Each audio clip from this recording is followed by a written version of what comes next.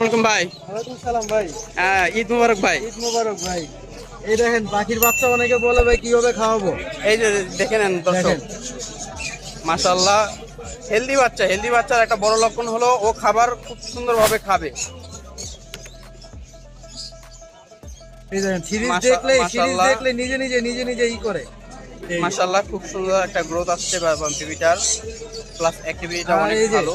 দিলেই একবারে নেওয়ার লেগে পাগল।